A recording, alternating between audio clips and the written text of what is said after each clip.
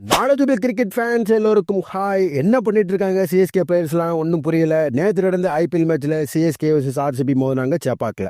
RCB CSK சும்மா அவங்க கோட்டையிலே மிரள வச்சுட்டாங்கன்னு தான் சொல்லணும். சிஎஸ்கேல ரச்சின் ரவீந்திராவை தவிர வேற யாரும் ஒன்றும் பண்ணலன்னு தான் சொல்லணும். குறிப்பாக அந்த ராகுல் திரிபாட்டி ஹூடாவை ஏன் எடுத்தாங்க, எதுக்கு எடுத்தாங்கன்னு தெரியல. நேற்று மேட்சும் ஒன்றும் பண்ணல ரெண்டு பேரும். இதெல்லாம் ஒரு பக்கம் இருக்கட்டும். கிட்டத்தட்ட விக்கெட்லாம் மலமல்ல போயிடுச்சு. சிஎஸ்கே மேட்சை கோட்டை விட்டாங்க. ஒரு 6 ஓவருக்கு 117 ரன் எடுக்கிறப்போ ஒரு பெரிய ஹிட்டர் இருந்தால் தான் அட்லீஸ்ட் மேட்சை கிட்டையாவது கொண்டு போக முடியும். தோனி இருக்காரு, தோனி இறக்க வேண்டிய இடத்துல ஏன் அஸ்வின் இறக்குனாங்கன்னு பயங்கரமான கோபம் குழப்பம் ஃபேன்ஸ் மத்தியில்.